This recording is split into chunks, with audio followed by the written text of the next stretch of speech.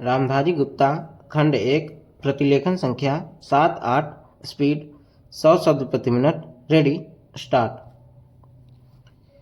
अध्यक्ष महोदय, 10वीं पंचवर्षीय योजना पर विचार करते समय सदन के दोनों पक्षों के सदस्यों ने जो महत्वपूर्ण प्रश्न उठाए हैं उन पर विचार किया जाना बहुत आवश्यक है। अध्यक्ष महोदय, 9वीं पंचवर्षीय योजना का अब अंतिम वर्ष चल रहा है और इस योजना के अंदर जो चीज़ें कही गई हैं, ऐसा लगता है कि उसके अंदर परिवर्तन करना कठिन है, बदला भी नहीं जा सकता। अध्यक्ष महोदय, कुछ चीज़ें की जा सकती हैं, उसके अंदर आज भी कुल कितना खर्च है यह तय नहीं किया गया, केवल कटौती ही निश्चित की गई है। शुरू में मैं यह कहना चाहता हूँ कि यहाँ पर कुछ सदस्यों ने जो यह प्रश्न उठाया था कि इस पंचवर्षीय योजना का आशय कुछ सरकारी पक्ष से भी बताया है। इसके अंदर कमियां हैं और बहुत सी कमियां हैं जिनके ऊपर मैं यहाँ कुछ दोषारोपण नहीं करना चाहता हूँ। मैं चाहता भी हूँ कि इस तरह से प्रश्न ना उठाए जाएं तो ज़्यादा अच्छा है। यह योजना सरकार ने बनाई है। यह योजना मंत्रिमंडल ने पहले बनाई और अनुमोदन होने के बाद भी इसमें कुछ कमियां रह गई हैं। तो यह कमी रहने का दोष किसके ऊपर है? मैं समझता हूँ सदन के सभी सदस्य इसको जानते हैं। बहुत से लोगों ने दिल्ली के प्रश्न उठाए, जो दिल्ली के साथ अन्याय किया गया है, तो मैं समझता हूँ इस बारे में सब आवाज़ उठाएं। इस बात की आज ज़्यादा ज़रूरत है।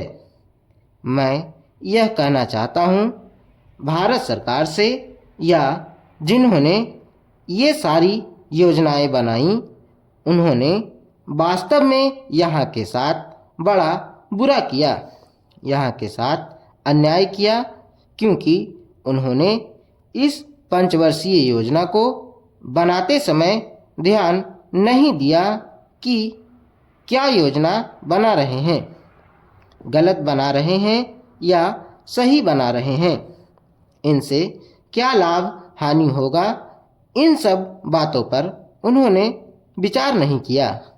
तो मैं समझता हूँ ऐसी परिस्थितियों के अंदर यह बात ठीक नहीं है। ऐसी दशा में यहाँ पर 5 वर्षों में आने वाली योजनाएं बेकार बनकर रह जाएंगी। जो कटौती निश्चित की गई है उसको समाप्त करना चाहिए ताकि दिल्ली को हम अंतर्राष्ट्रीय स्तर का एक आदर्श नगर बना सकें। यह बहुत ही आवश्यक है यदि हम इस स्थान की उन्नति चाहते हैं। इसलिए अब मैं अपना कथन इन शब्दों के साथ ही समाप्त करता हूँ। अध्यक्ष महोदय, आपने मुझे 10वीं पंचवर्षीय योजना पर बोलने का अवसर दिया, इसके लिए मैं आपका आभारी हूँ। आपने मुझे कम समय दिया, इसके लिए भी आभारी हूँ।